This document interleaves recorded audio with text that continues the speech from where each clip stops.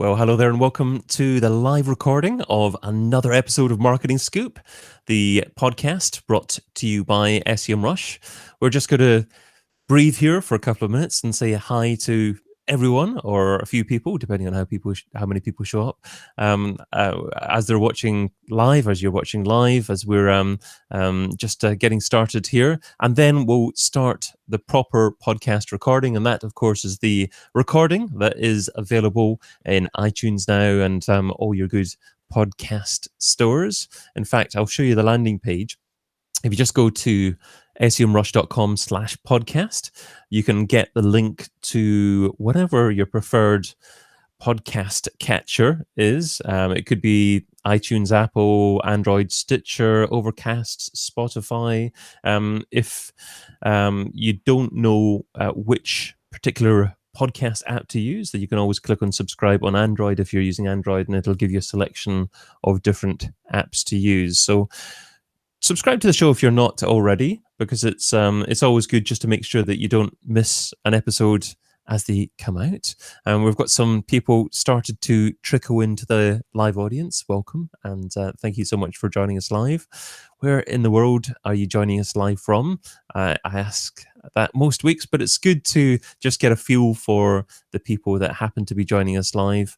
And of course, what areas of digital marketing you happen to be involved in as well. So if you can just share where in the world you're from and what area of digital marketing you individually happen to be working in at the moment, that would be great. That would give us a little flavor of who happens to be watching. Many more people, of course, will consume this show as an audio podcast, but it's great to do it live. It's great to interact with a few of you. And if you want to share some thoughts or some questions to the panel as we're actually carrying out the live show, then that would be great. We'll try and incorporate your thoughts throughout the conversation. We're going to be talking about content marketing today. The podcast is now, of course, split up into 4 different topics. One week we're looking at SEO. One week we're looking at paid advertising. Another week we're looking at content marketing, and then the week after that, we're looking at a success story. So it could be a digital marketing success story, any type of digital marketing. We have got a few people interacting in the chat now. Photoshop tutor and retoucher in Los Angeles. Promote affiliates on my groups on Facebook. Wonderful. Thanks for joining. Stephen Williams in Denver. Inbound marketing for B2B manufacturing. I love that specific focus in digital marketing. So it's really good to get a feel for precisely what we're doing, and perhaps we can weave discussions about that particular topic in today's conversation. I was just saying that the podcast itself is split into 4 different themes. So this week's content marketing, next week's going to be a success story, and that's more a generic digital marketing success story, but it's an example from an agency this time, one particular thing that they've done particularly well, and that should be a really interesting story next week. But I reckon we should get going with the podcast recording proper just now, and as we're doing that, we can give you a proper introduction to the guest and my co-host as well. So that's why I haven't introduced them yet, because we'll do that as part of the podcast introduction. So Secret I will ninja co-host. She lets it out of the bag. I will hit the audio recording now and hit the start music and do the proper introduction just in a second. Marketing Scoop, Season 2, Episode 7. What is the optimal content marketing ladder? Broadcasting live on the Semrush YouTube channel, this is Marketing Scoop, the Semrush show that discusses the latest digital trends and technologies impacting your marketing strategy. Together with industry experts, we delve into SEO, advertising, and content marketing to uncover the ultimate recipe for digital marketing success. Hi, I'm your host, David Bain. I'm also pleased to be joined today by my co-host. She's the queen of the cocoa bean. And the founder of Decabit Consultancy, back from our global travels. Welcome, Judith Lewis. Hi, thank you very much for having me back. It was fun in Brazil, though, being where the cocoa is grown, and I've brought some very interesting chocolate back with me. It's a shame I can't share it here. Well, try, just hand it over and we'll see what works. If I insert it into my DVD slot, will it work? I feel like I'm on Willy Wonka and the Chocolate Factory here. That's what happened there, isn't it? And then Anyway, it pops out on your side. Delicious. even bigger than the original version. Oh, that would be nice.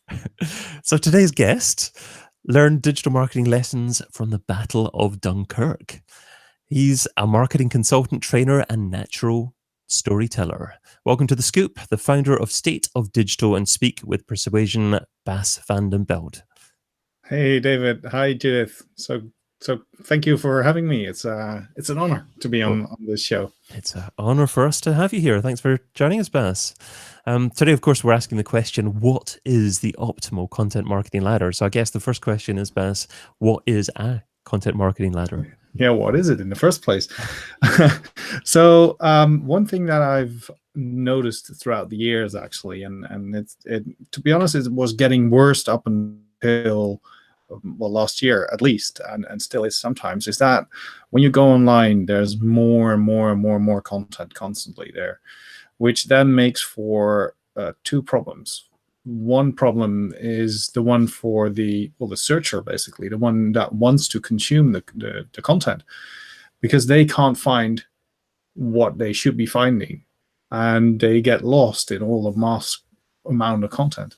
And at the other end, there's the marketer trying to make their content visible. And I actually blame Bill Gates, by the way, for this. So let me explain why. Personally, yeah, actually, because somewhere in the 90s, I think it was 96 or something, he wrote an article in which he said that he thought the most money will be made on the internet on content. And basically, that's when we started saying content is king. And even though it is, in a way, that means that a lot of people just think, oh, so what I need to do is produce content and everything will happen. And you know this, Judith, throughout the years in search, how many clients have you seen that were just thinking, okay, as long as we produce content, then we'll rank and then people will come? Well, they won't. So that's one of the big problems, I think. So I think we need to take a really critical look at content, as in, why are we publishing certain content? Why are we producing content? And then look at, okay, what is next? And that's where the content ladder comes in. Now, the content ladder is based on a principle which is called the value ladder. And the value ladder originates, is quite a few years old already, originates from a marketing strategy which is about giving people something else every time they buy something. So you can persuade people to buy more by each time when they buy something, you give them something else, which, for example, you can see a lot online with content, as in you buy a product and then just before you want to pay, they say, wait a minute, maybe you want this piece of content or this article as well, because it fits nice with whatever you're buying. So, for example, if you buy cocoa, you buy hot chocolate, maybe they say, oh, wait a minute, you want some whipped cream with that as well. they add stuff on it, and that's the value ladder. Now, if you use that principle of the value ladder and put it onto content, then it means that every time somebody visits a part of your content and sees something of your content, you need to think about what is next. So the next best click, the step after that. And the step after that means, what are they going to do after they've consumed your content? And a lot of people just let it go. They just feel, oh, I just created the content, so why do I need to look at other content? Because you want to keep them and you want to take them to the next level and to the next stage all the time. So, for example, take this episode. What are people going to do when they've finished listening or viewing this episode? They're going to do something. So maybe they look at some of the ideas that we have, or maybe they're interested in the tips that we give out at the end of the show, and then they start Googling on that. You can be ready for that if you know the content and you take it to the next step. So, for one thing, if you do a presentation, for example, always have a follow-up. That's why people do the download of the presentation. But the download of the presentation to me is not enough, because you have to download the presentation and then also get them into the ladder. So that's why you need the signups. So the content ladder basically means every time you produce a piece of content, you need to think about the next step and about what it is that people want after that and what they need. And as you have that ladder, if you have the steps to take, that's when you start creating proper content and not just any piece of content, if that makes sense. Yeah, absolutely. So I think one of the things that you and I probably have both faced in our careers is that company that says, we know we have to create content, as you said, 1996, saying content is king. We know we have to create content. We don't care what content it is. We'll just create it. And a good example, an old example, but a good example is Converse. And they have a video about their domination, they called it, strategy of creating thousands, it felt like, of microsites, all with specific content that is designed to be optimized for specific keywords. But is that the kind of thing that the content ladder is talking about? Is that each one of those sites was a next step for something? Well, is that really the strategy we should be looking at? Well, it depends on the content, of course. I don't know the exact content that you're talking about, so it depends on the quality of the content. And for this, you first need to understand the audience that you're targeting. And if it's well,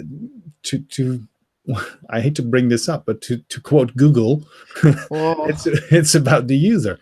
So if it's valuable for the user, then yes, that's the strategy. But as soon as any piece of content is not valuable anymore for the user, it just disappears. I have this great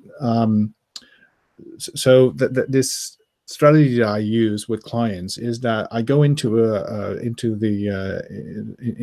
business of the client, and we do research, and we look at how their audience acts and what they want, etc.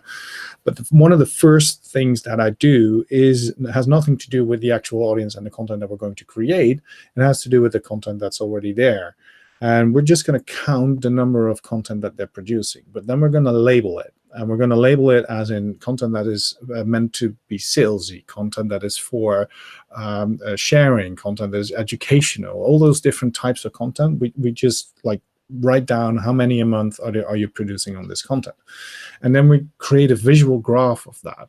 And the visual graph will show the bigger the bubble is. So there's a lot of bubbles on the graph, and the bigger the bubble is, the more the type of content, the more of the type of content you are creating. And what you can see in, I think, maybe 90 to 95% of the businesses is that the bubbles that are about selling are the biggest bubbles. But in the end, they're not the most valuable bubbles, because people don't just buy. They buy because they take a few steps. Nobody just starts buying, because they first need to have a craving for something, for chocolate, or they need to have so I just to stick with the with the chocolate. If I want to send chocolate to somebody else, I need to have an envelope to put it in, or whatever. How do you? I don't know. How do you ship chocolate? Usually in a box, because otherwise it gets squished. You're going to need boxes for that. So you need to think about that. So it has to do with the quality of the content and how much are you producing. And I think that's one of the first steps you need to take. Then the second step is about KPIs. So the thing that I see often is that the KPIs are completely wrong within a business. And this has to do with how management looks at things. They want quick results, which is okay to have quick results. And we should all try and get quick results, because that will take you to the next step easier. But it's not the holy grail. It's not about the quick results. And there's still a lot of businesses that are looking for pieces of content that go viral. And it's like, oh, we got that many likes, or we got that many shares on Twitter, so that must have been a good piece of content. But then when you ask the question, so how much did you actually sell from it, or how much traffic did it get? What did the people do on the website after that? Did they stick with you? Did they sign up for your newsletter? And they go like, yeah, no, we just had a peak of one day on the website, and that was it. It's like, so that was useless, that content. So Bas, you talked about defining your audience and also establishing, doing a bit of a content audit if you're working with a client for the first time. Yeah. So could you tell us a little bit about how you actually help a client to zone in on the particular audience that they should be writing for, and then how to establish the content that's most likely to resonate for them? Yeah. So there's several different ways of doing that. The one I particularly like and have used quite a bit with clients has to do with a Venn diagram. And the Venn diagram are two circles that overlap, right? So it's I should draw it, but people can't see that on a podcast, of course.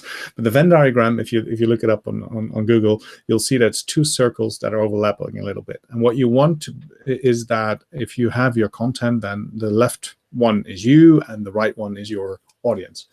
And where you want to be is in the middle, because if you're in the middle, that's when you're adding value to your audience. Now, for a lot of businesses, this is difficult to understand at first, because they feel, well, we have something to say and we just want to say it, and then people will listen to us, which often is not the case. So what we do is, based on the content count that we did, what I just talked about, we sit down in a session.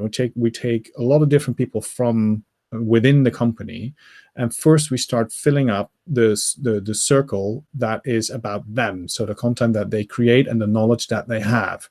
And what they can do, I've done this with clients that have like those big walls where you can draw on the whiteboard walls. That's amazing, because then you can do anything you want. So we just draw two big circles on the wall. So don't do this if you don't have a whiteboard wall. Then just use use something else for that. Put some brown paper on it or something. But so you draw the two big circles, and then you draw us and them. And you start with the us, and you start saying, okay, what is it that you are good at as a company? What is it that you're selling? What is it that where's your knowledge? And they write it on little post-its, and they put the post-its inside the circle. And then you ask them to put it as close to the middle as you think, as they think they are, to how relevant they are to their audience. So you start doing that, and then you have one part, you have them filled up. So the next step we do is then we dive into the actual audience. So we start determining who is the audience, and then we look at personas, but we also look at what is it that they do for you. So it's not the average persona. It's not just about this guy from 42 with 3.5 kids and driving a Mercedes. It's actually what is it that they want, and you start building up the persona based on that.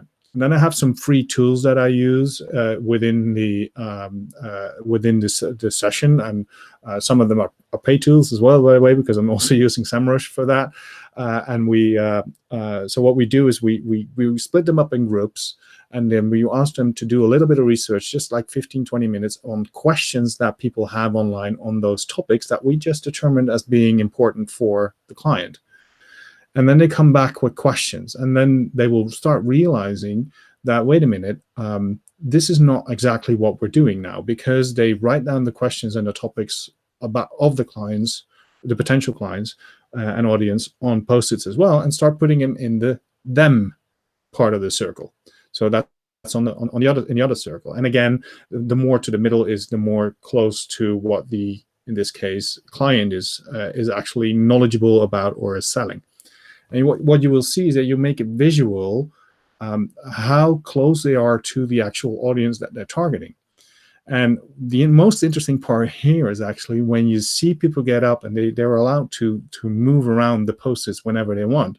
So usually about halfway through the session, where we are putting the post-its into the circle of the audience, they start moving the other ones as well, but they're moving them away from the audience. The ones that they thought they were very close to the audience about are actually further away.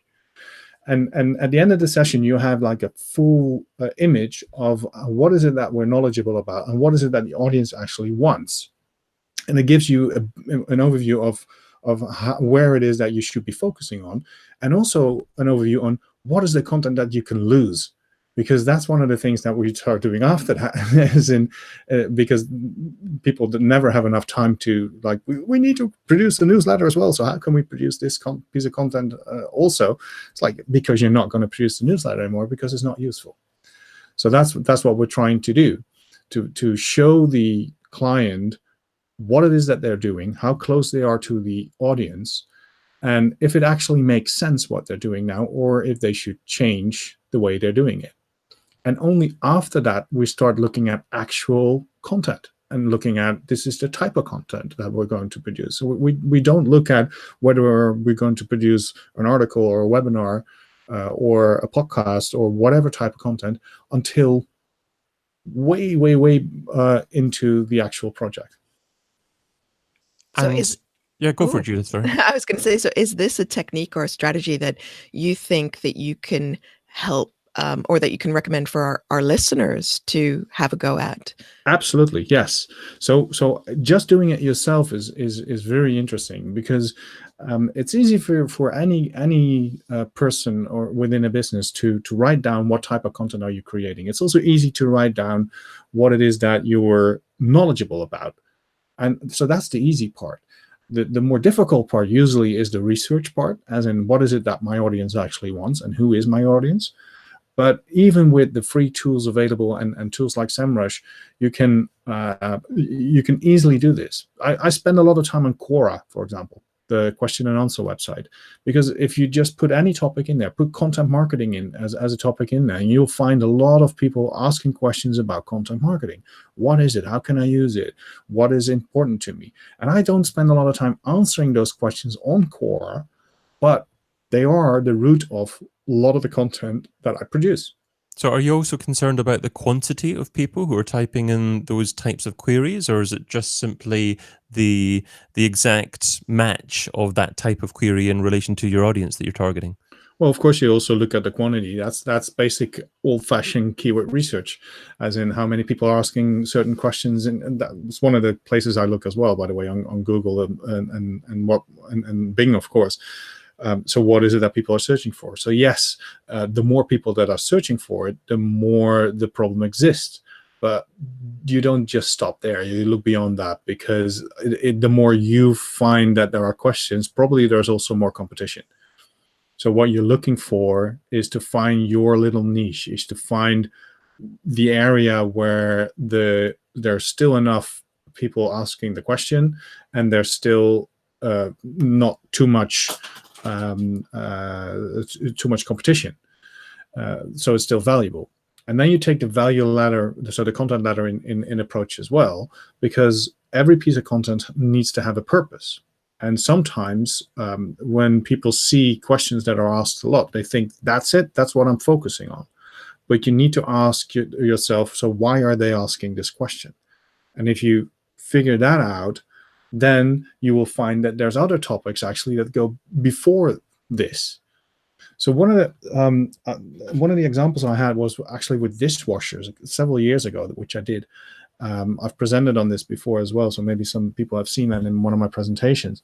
What we did is we started looking into dishwashers. So the client sold dishwashers, but the problem with the dishwashers was that everybody was like, there were John Lewis, etc., brands like that. They were owning the area, so we couldn't be part of that. So we started to look in different direction. We started looking into, okay, what type of issues do people have when it comes to dishwashers? And we figured out that the two audience groups that we needed to target most were actually businesses and students, because students were at least within a few years going to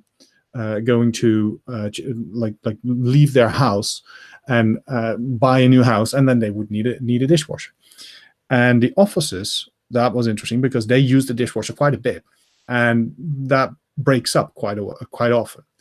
And we found information by doing the research on the question and answer side, but also on social media, that one of the biggest problems that people have wasn't exactly about the dishwasher, it was about the kitchen. So how messy the kitchen was. And one of the interesting things about being a consultant where you go into different businesses is that sometimes they give you an email address from the business.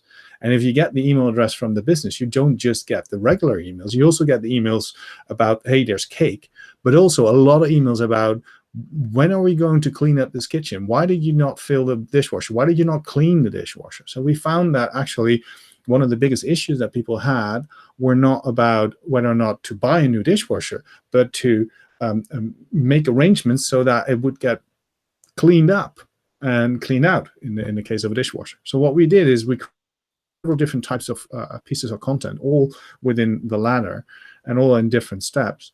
And one of the pieces of content, for example, was so it was a form on a website. You could fill in your name and your details, how many people worked in your office, and how often did you use the dishwasher, and it would give you a schedule on who was going to be in charge of unloading the dishwasher that day. And that got downloaded lots of times, and we got a lot of emails based on just that piece of content, which then got into our system of the content letter. And then the content letter we used like to give them other pieces of content to see where they were in the buying process, to see whether or not they would need just another piece of content about, I don't know, some have problems fitting their IKEA plates into the dishwasher, and some others were like, oh, my dishwasher's broken, I need to fix this, and others were about actually buying it. So we split up all the different types of content based on that, and that was just based on doing the research well, and everybody can do that.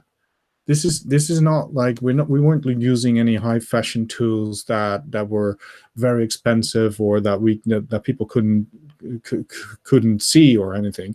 We just used what was available online, and everybody, all the listeners here can do exactly that. But start small with doing the research and thinking differently. So not just thinking about, okay, what's the most valuable piece of content I can create, but what are the different steps, and how can we create content on all those different steps?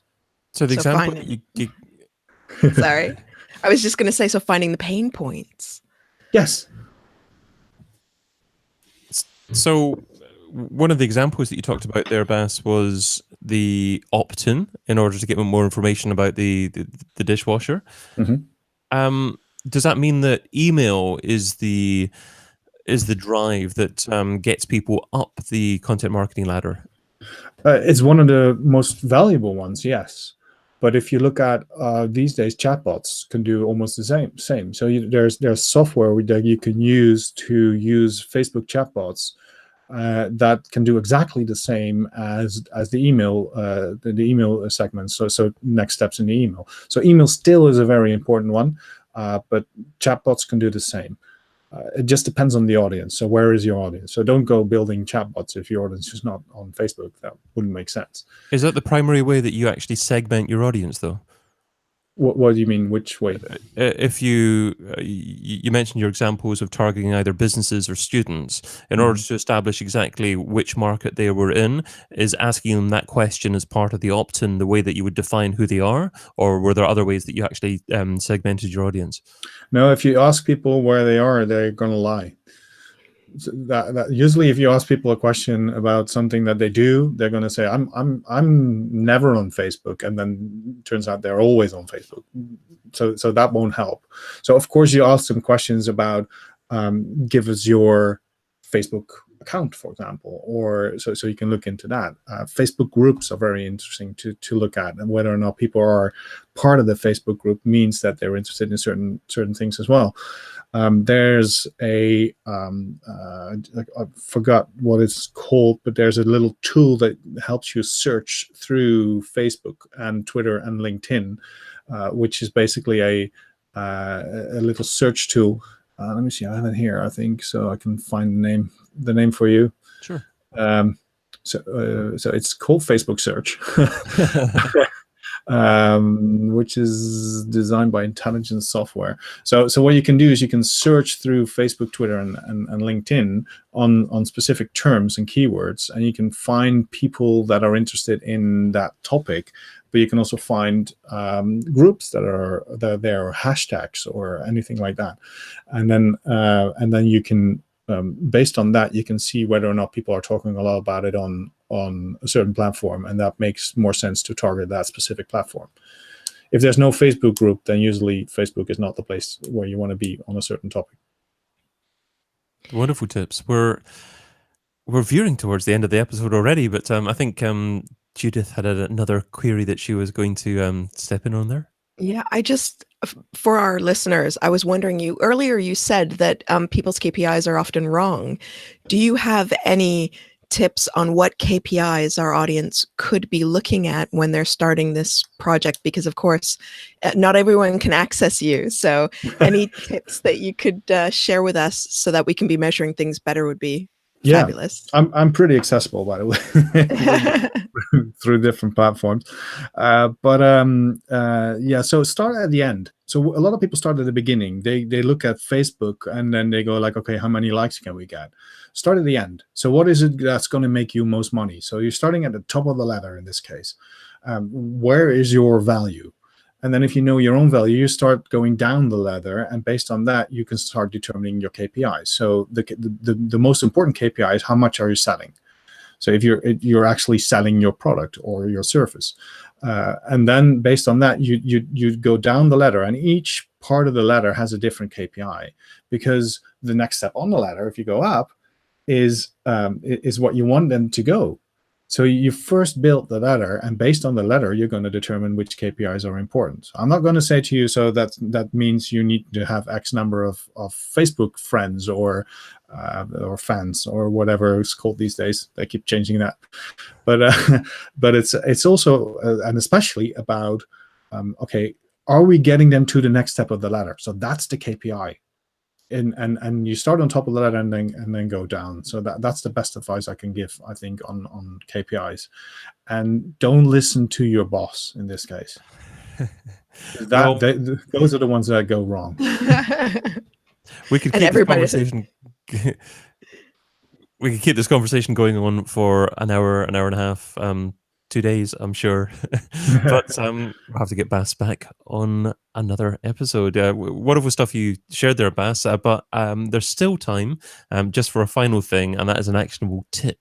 So related to, or not necessarily related to, what we've been discussing so far, what is your actionable tip for today, Bas? So I was thinking about this through the half hour. You could notice that because I wasn't talking. No, I'm just kidding. So I can say a lot of things on this, but I would say the one thing that I always do is I spend part of my time on research every single day. So it's either through reading books or going online and doing research for my clients. But I've allocated at least half an hour to an hour a day just going through topics, going through information. And that gives you so much insight into what it is that keeps people awake at night. That it's the most valuable thing to do. And it only takes you 30 minutes a day. Or if you don't have that 30 minutes a day, I think you're doing something wrong. But if you really don't have the 30 minutes a day, make it 10 minutes a day, or do it every other day. But make the effort to go in there and just look at what people are saying. Look at the persons. Look at the people. That's my tip. Great advice, and so important for people to schedule their time as well. It's easy just to get lost in the mire of whatever activity seems to be the most important at the time. But if you're not planning in those types of activities, then I guess they could be quite easily missed. So superb. And you can find Bas over at basvandenbelt.com. Also joining us today was co-host Judith Lewis. Judith, what's one additional thing that you would add to today's conversation? I think it's important to keep in mind, as Bas said, your audience and why you're doing this, and not just creating content for content's sake, as I think we've all been subject to. And also, sorry to be a bit of a plug person, but do check out the Semrush tools for content creation, because they are really fabulous right now. They Fabulous, are, yes. I would say. I use them a lot, by the way, like going through the content as well. It's part of the research. Yeah, there's so much in there. There's so much in there. Even the sensor tool, we're talking about different rankings beforehand as well. So make sure you check out the latest bits and pieces that have been added to the suite that is now available at semrush.com. So I've been David Ben, your host. You can also find me over at digitalmarketingradio.com, and you've got to check out that site to see a massive live stream that I'm doing at the beginning of December. We will be recording the next episodes. That's season 2, episode 8 of The Scoop, at the same time, same place, the SEO Rush YouTube channel, on Wednesday the 21st of November, when we'll be revealing a success story with a guest, Jonathan Catton from the digital marketing agency Hallam. In the meantime, thanks not only to Bass and Judith for this episode, but also to you for tuning in. If you like what you heard, subscribe to the audio podcast if you're not already. Just head over to semrush.com/podcast and find the link there to your favorite show on Spotify, Apple Podcasts, Android, and many other good podcast stores. And remember, don't just listen, subscribe to the show. Subscribers actually help our rankings, and that would be very much appreciated. But until next time, be fantabulous and do one thing that scares you. Adios.